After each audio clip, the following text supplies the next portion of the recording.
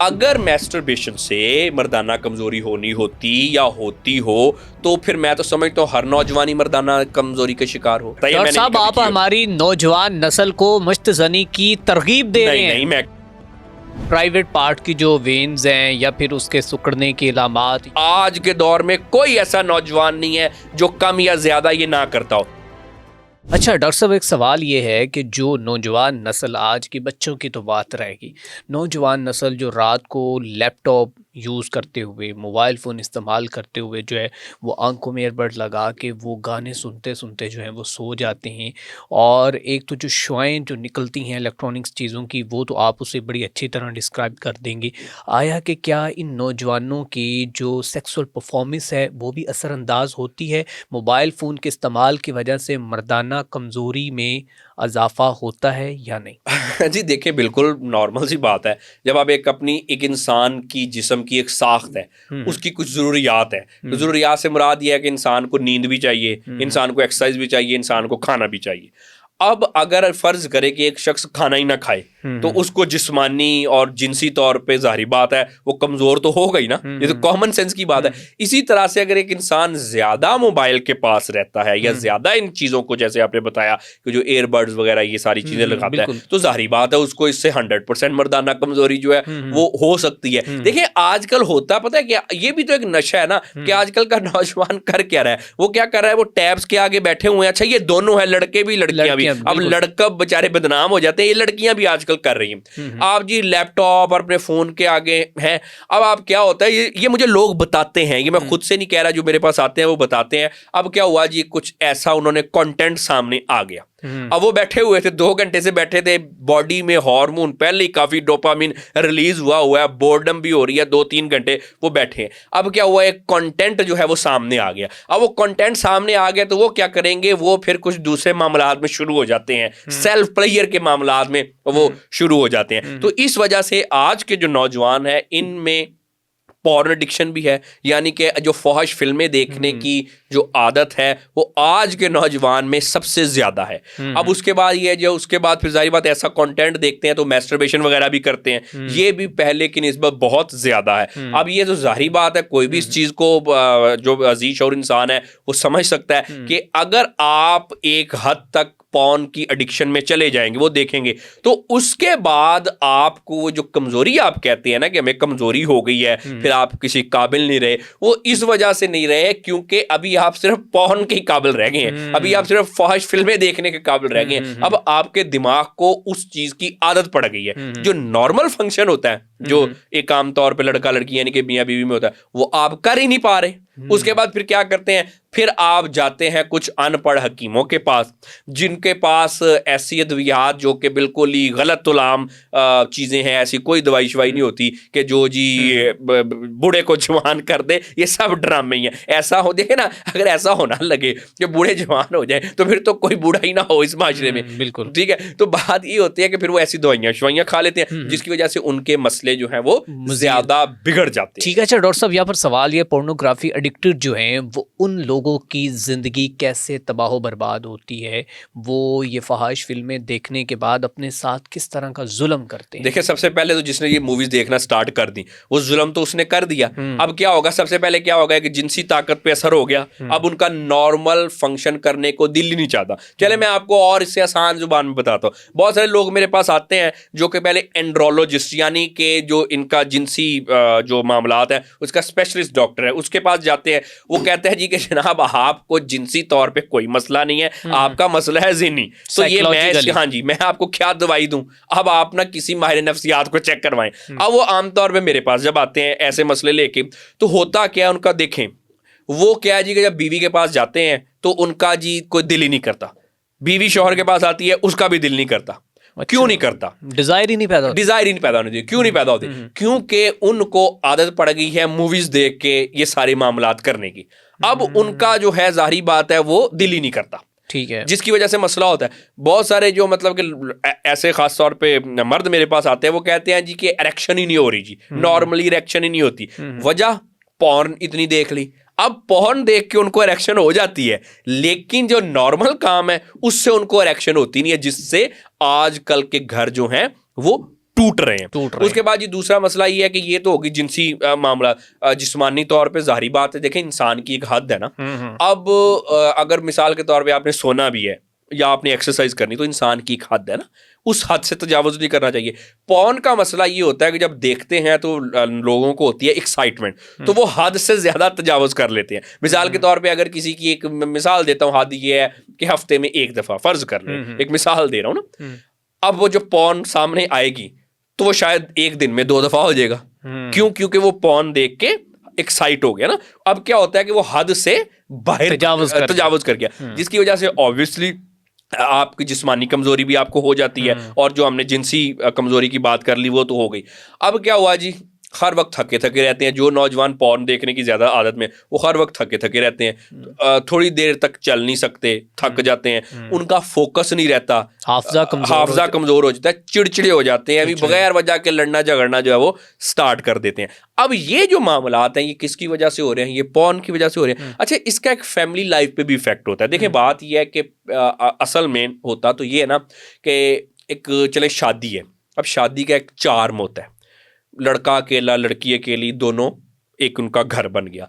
ये जो सेक्स होता है ना, ये शादी को जोड़ के रखने में एक बहुत अहम रोल प्ले करता है। क्योंकि बहुत बड़ी दफा हमने ऐसे सुना है कि ये लड़का जवान हो गया, लड़की जवान हो गई, अब इसकी शादी कर दो। अब जाहिर बात है कि ये एक नॉर्मल एक चीज है कि ये आपने शादी इस वजह से भी करनी होती है, सिर्फ ये वजह नहीं है, लेकिन इस वजह से भी करनी होती है कि इंसान अपनी जो जिनसी ख्वाहिशात है उनको पूरा करे। अब दोनों की क्योंकि जिनसी ख्वाहिशात दोनों में ख्वाहिशात होती हैं, तो क्या होता है, शादी को जोड़ के रखने में ये एक बड़ा एलिमेंट होता है। मिसाल के तौर पे आसान जुबान में बता दूं, अगर बीवी को तलाक ही दे दोगे या बीवी को छोड़ दोगे, शादी नहीं करोगे, तो भाई फिर सेक्स किसके साथ करोगे? बहुत सारे लोग ये सोचते हैं, इस वजह से वो रिश्ते में बंधे रहते हैं। बीवियां भी इसी वजह से आमतौर पे मतलब ये भी एक वजह बनती है जोड़ के रखने।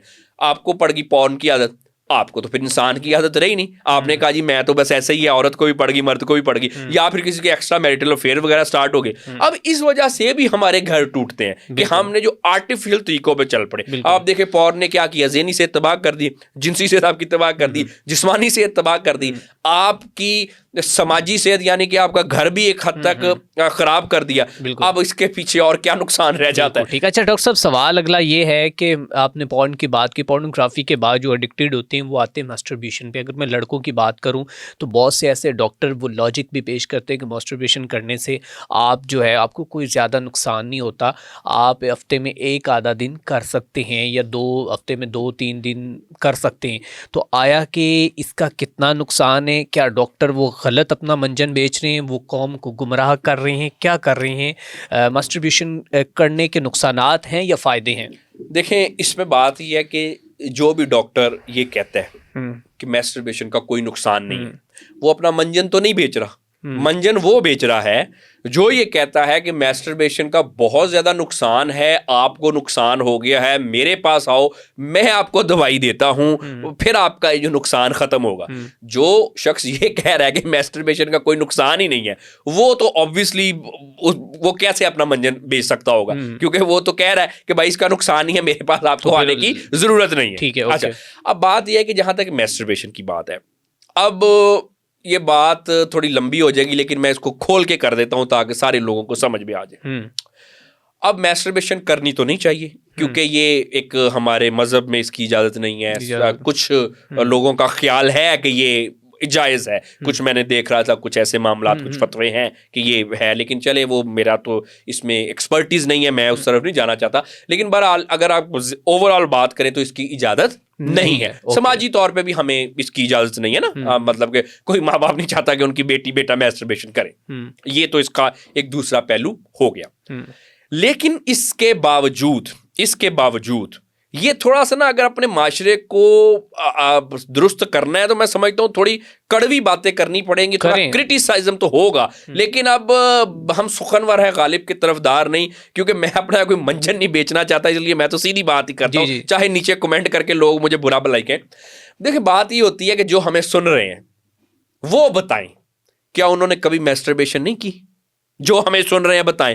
जो कहता है मैंने नहीं की, मैं दावे से कहता हूं वो कमेंट पे लिख के बताए कि मैंने कभी मैस्टरबेशन नहीं की। तो चले मैं अब ये नहीं भी करते यार। नहीं, कौन नहीं करता? जो नहीं करता वो मुझे बताए। आप तो हर हर नौजवान को आप इसमें इंक्लूड हाँ जनाब, ये रिसर्च हमें बताती है कि जो नौजवान है आज के दौर में कोई ऐसा नौजवान नहीं है जो कम या ज्यादा ये ना करता हो। ऊपर से सारे ही कहेंगे ना, देखे ना, ऊपर से तो कौन कहता है कि जी मैं तो कभी करता ही नहीं हूं, ठीक है। लेकिन ये हर कोई जो है ये करता है। ये मैं आपको रिसर्च की बात बता रहा हूं और पूरी जिम्मेदारी से ये बात मैं आपको बता रहा हूं। हालांकि ये हर बंदा पाकिस्तान में करता है। जी पूरी दुनिया में। अब मैं सुने, ये बात सख्त इसलिए है क्योंकि मैं ये कर रहा हूं, लोग मेरे ऊपर कमेंट करना शुरू कर देंगे, लेकिन ये बात मैं आपको पूरी जिम्मेदारी से कह रहा हूं, रिसर्च हमें बताती है। ठीक हो गया? अच्छा, हर नौजवान जो है ये करता है तकरीबन। अच्छा, अब बात क्या हो गई?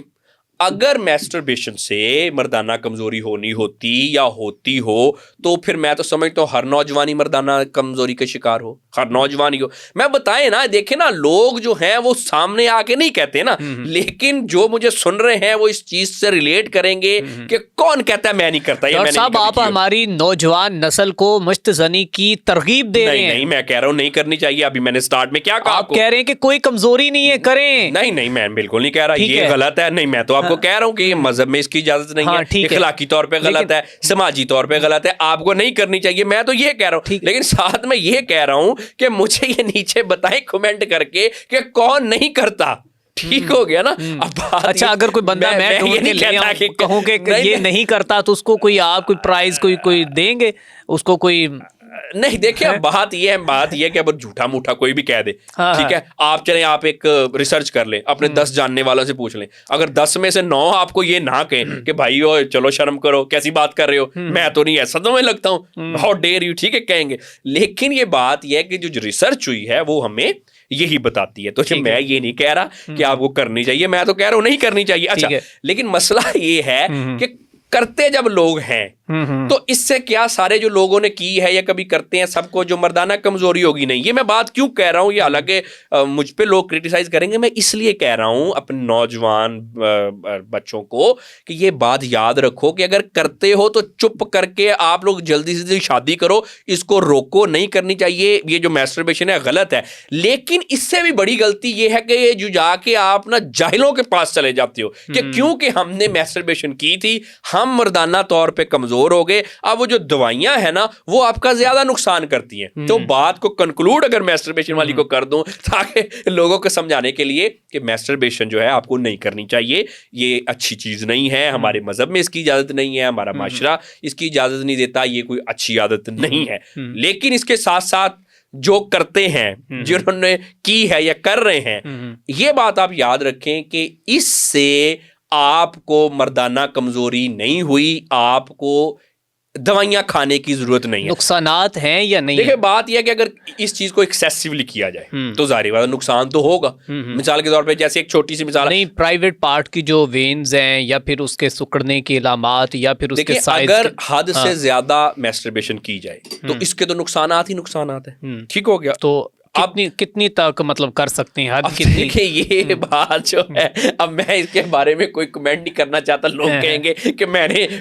इजाजत दी है कि हफ्ते में इतनी दफा कर लो। ना जी, बात ये है कि बहरहाल मैं तो कह रहा हूँ ये नहीं करनी, लेकिन ये है कि इससे नॉर्मल है कि फिलहाल हमारे पास कोई पूरी दुनिया में कोई मेडिकल में ऐसी रिसर्च नहीं है ये बताती हो कि इसका नुकसान है। लेकिन हाँ, ये रिसर्च इस्लाम इसे जो है वो मना करता है। मैं तो कह रहा हूँ जी, मैं तो कह रहा हूँ कि मना करता है और आप को नहीं करनी चाहिए। मैं ये तो कह नहीं रहा, मैं तो ये कह रहा हूं जैसे ना आसान मिसाल में आप कहते हैं जी कि जी सिगरेट पीने चाहिए, तो मैं तो कहूंगा नहीं पीने चाहिए, लेकिन इसके साथ साथ लोग पीते हैं। तो मैस्टरबेशन का भी ये है जनाब, वो करनी नहीं चाहिए, लेकिन लोग करते हैं। लेकिन जो करते हैं उनको मैं कहता हूं नहीं करनी चाहिए। बट अगर किसी ऐसी इसकी दवाइयों में नहीं जाना चाहिए। आपको कोई मर्दाना कमजोरी नहीं हुई, हद से जो तजावुज करता है मैस्टरबेशन के मामलात में उसको कमजोरी होती है। अदरवाइज ये जो आप बात कर रहे हैं ना, ये जो मैस्टरबेशन वाला, चलिए आपने टॉपिक छेड़ लिया, मैं आपको बता दूं, ये सिर्फ कुछ ऐसे डॉक्टर्स नहीं कहते जो कि अपना मंजन बेचना चाहते हैं। ये आपको दुनिया में कोई भी मुस्तरद डॉक्टर, कोई भी पूरी दुनिया में एक डॉक्टर जो है वो ये नहीं कहेगा कि मैस्टरबेशन का कोई नुकसान है। ये आप मुझे कोई आप देखें, आप भी मीडिया में हैं, आप कोई एक लेकिन एक बात याद रखें, आप नुकसान नहीं है कह रहे हैं तो आपके पीछे पाकिस्तान को उलमा इकराम ने पड़ जाना है। देखिए, लेकिन आपने वो बात ये मैं तो मजहब की तरफ जा नहीं रहा, मैं तो कह रहा हूँ कि भाई नहीं करनी चाहिए। बिल्कुल ऐसे आपने तो मुझे पूछा ही है। बिल्कुल। अच्छा डॉक्टर साहब, अब सवाल ये है मेरा कि बहुत से, जब आपको पता ग्रुपिंग होती है तो लड़के जो हैं, जैसे आपने बात की है कि मैं बड़े दावे के साथ जिम्मेदारी के साथ कहता हूं कि जो कह दे कि मैं मैस्टरबेशन नहीं करता वो मेरे सामने ले आए। अब बात ये है कि पता कैसे चलता है कि ये करता है या नहीं करता? कोई हाथ की लकीरों से पता चल सकता है या फिर कोई कि उसके ऊपर लिखा होता है या चेहरे पे माथे पे लिखा होता है, कैसे पता चलता है? देखिए बात पता क्या है, एक नॉर्मल सी बात है। एक लड़का है, वो अब हो गया 15 16 17 18 साल का, ठीक हो गया। अब ये जो मैस्टरबेशन, जो सेक्सुअल एक्टिविटीज है, ये जैसे लड़का जवान होता है तो उसके अंदर कुछ हार्मोनल चेंजेस आती हैं। मिसाल आसान जुबान में बताऊं, उसके जिस्म में कुछ तब्दीलियां आती हैं, कुछ बनना शुरू हो जाता है।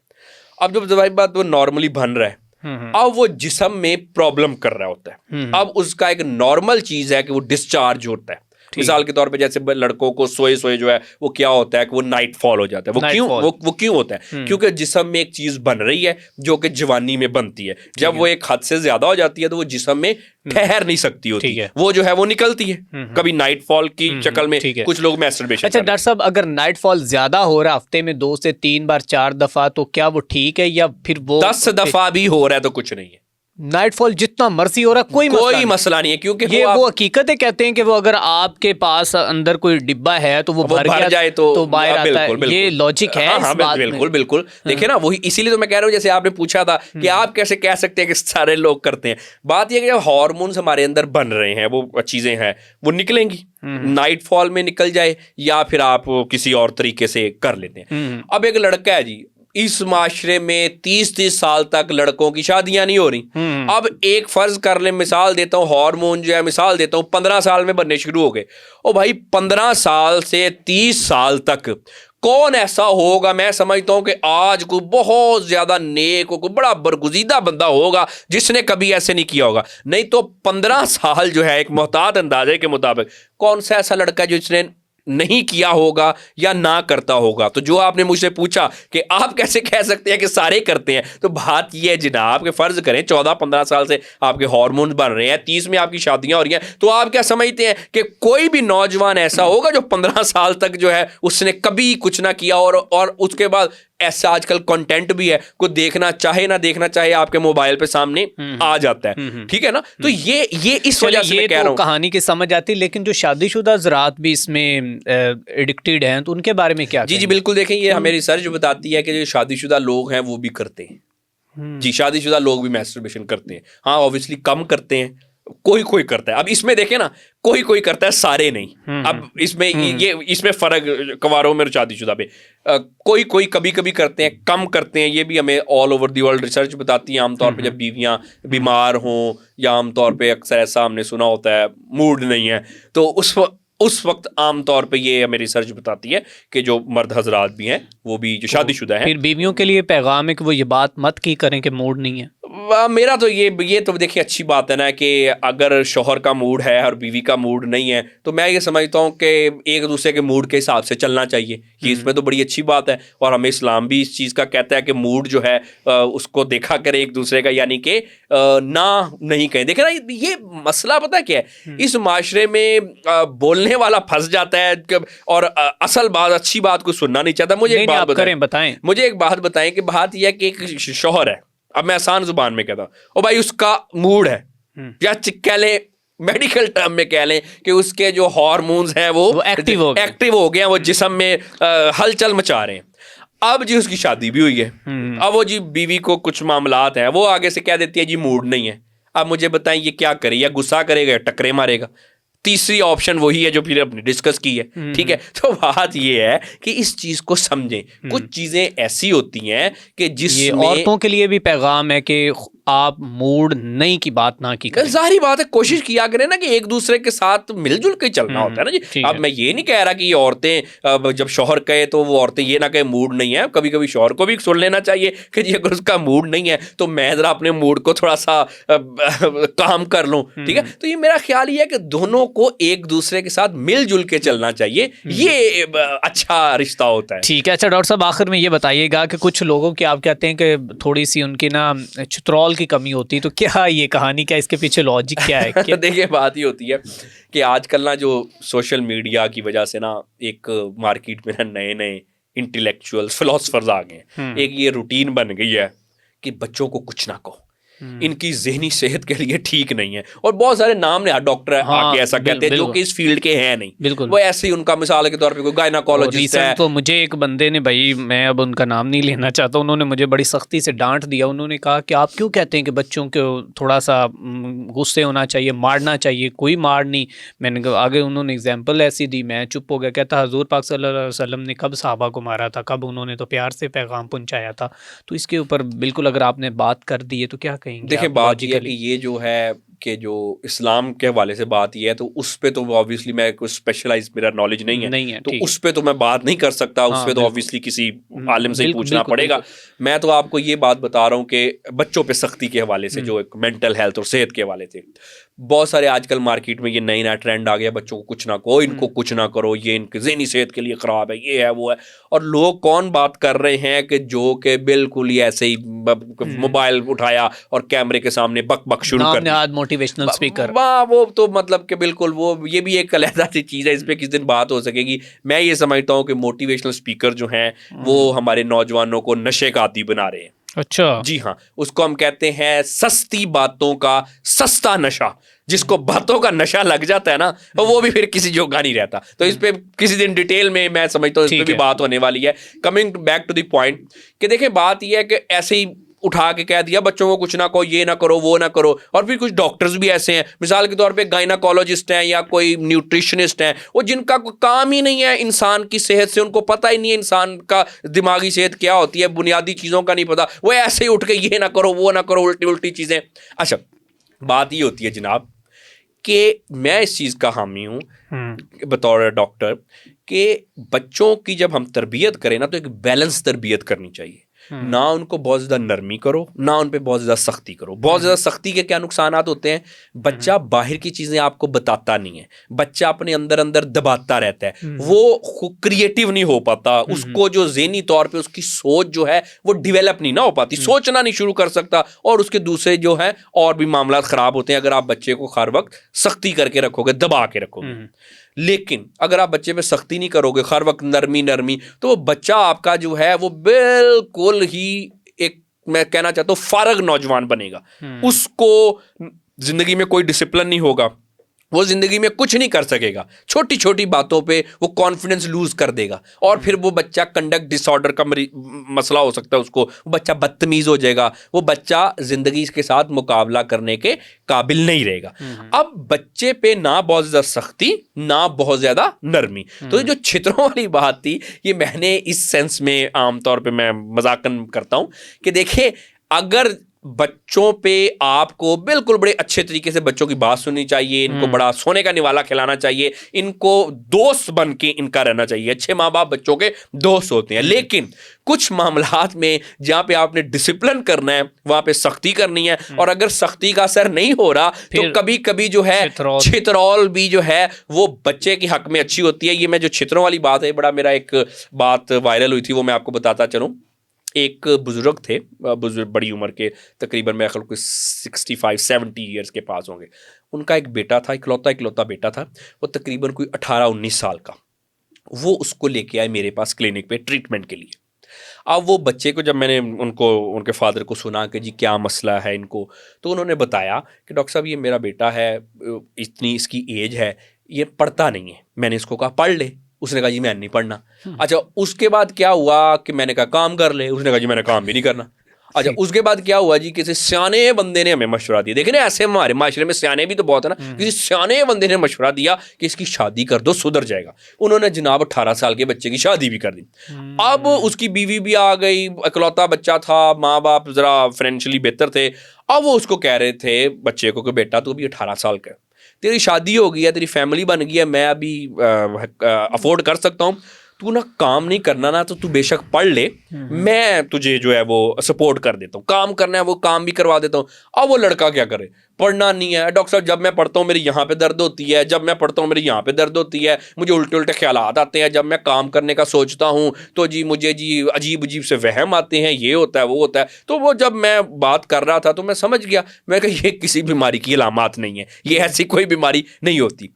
अब वो मैंने उनको कहा कि ज़रा आप बाहर जाओ, ज़रा अपने फादर को अंदर भेजो। उसके फादर आए, उसके फादर आए, कहते बड़े परेशान हो गए, और डॉक्टर साहब क्या हो गया मेरे बेटे को, ठीक तो हो जाएगा ना, इस पर कोई असर हो गया, इसको कौन सी बीमारी लग गई, इसको क्या कोई विटामिन की कमी होगी, क्या हो गया, हुआ क्या? तो मैंने उनको पता क्या कहा, मैंने कहा जनाब आपके बेटे को कोई विटामिन की कमी नहीं है, आपके बेटे को सिर्फ छितरों की कमी है, और ये जो कमी है ये सिर्फ एक बाप पूरी कर सकता है। इस बीमारी का इलाज सिर्फ एक बाप के पास है, डॉक्टर के पास इस बीमारी का इलाज नहीं है। डॉक्टर ये बीमारी अपने बच्चों की ठीक कर सकता है, लेकिन ये जो छितरों की कमी होती है कुछ लोगों को होती है, और इसका इलाज जो है वो सिर्फ एक बाप के पास ही होता है। चलें, बहुत शुक्रिया डॉक्टर साहब, आपने बताया कि यहाँ पे जो है ना वो छितरों की कमी जो है वो भी बहुत कुछ जो सीधा कर देती। तो आखिर में पैगाम शॉर्ट सा क्या देंगे? देखें, अगर बात ये, अगर बच्चों के हवाले से पैगाम दूं मैं माँ बाप को, तो मोबाइल फ़ोन से बच्चों को दूर रखें। बच्चों अपनी जान ना छुड़वाएं, इनसे बात करें, इनको फिजिकल एक्टिविटी में लगाएं, इनसे खेलें, इनको कहानियाँ सुनाएं, इनके साथ टाइम स्पेंड करें। दूसरा, अगर हम नौजवानों की बात करें तो देखें ये उम्र जो है ये बड़ी एक गोल्डन एज होती है। आप अपने आप को, अपनी सेहत का ख्याल रखें, नकालों से होशियार रहें, अपने आप को, अपनी सलाहियतों को इधर उधर ना आप ज़ाया करें, और सस्ती बातों के, सस्ते नशे से बचें। जो बातों का नशा होता है ना, ये सिर्फ ड्रामेबाजी होती हैं, ये कुछ भी नहीं आपको देता। उसके बाद अगर शादीशुदा कपल्स की बात करें तो देखें ये शादी जो है ना, मियाँ बीवी, ये एक सबसे करीबी रिश्ता और सबसे खूबसूरत रिश्ता होता है। फैमिली जो है ये आपकी मियाँ बीवी से ही वजूद में आती है। एक दूसरे की इज़्ज़त किया करें, कदर किया करें। और शौहरों को मैं एक पैगाम देना चाहता हूं कि आप अगर अपनी ज़िंदगी में कामयाब होना चाहते हैं तो अपनी बीवी की दुआ लिया करें। बिल्कुल ये सारे आपकी माँ की दुआ है, लेकिन अगर माँ की दुआ के साथ बीवी की भी दुआ लिया करें, और बीवी की माँ की भी दुआ लिया करें, और बीवी के कदम भी धो के नहीं, खिदमत, बीवी की खिदमत करने से घर में बरकत आती है, घर में रिज़्क में इजाफा होता है। उसके अलावा जी आपका कारोबार बढ़ेगा। बीवी अपनी बीवियों की खिदमत किया करें, और उसके साथ साथ ऑन अ सीरियस नोट अपनी माँ की दुआ तो लेते हैं, साथ बीवी की भी दुआ लें, और बीवी की माँ की भी दुआ लिया करें। कहाँ पे एक दुआ और कहाँ पे 3 दुआएं, 3 दुआएं मिलेंगी तो कामयाब हो जाएंगे आप। चले, बहुत शुक्रिया नाज़रीन, हमारे साथ मौजूद थे जनाब माहिर नफ्सियात डॉक्टर अली अजमल साहब, जिन्होंने डिफरेंट टॉपिक्स के ऊपर बड़ी बेहतरीन तरीके से और लॉजिकली जो है बात की, और उसके सल्यूशन भी बताए, और बताया कि इस वक्त जो है मोबाइल फ़ोन का इम्पैक्ट जो है हमारी नौजवान नस्ल पर कैसे बढ़ रहा है। और वालदैन को भी बहुत अच्छा पैगाम दिया, मियाँ बीवी को भी बहुत अच्छा पैगाम किया। उम्मीद करते हैं आपको ये पॉडकास्ट बहुत पसंद आया होगा। इसी के साथ अपने मेज़बान मियाँ अरसलान को दीजिए इजाज़त। अल्लाह निगहबान।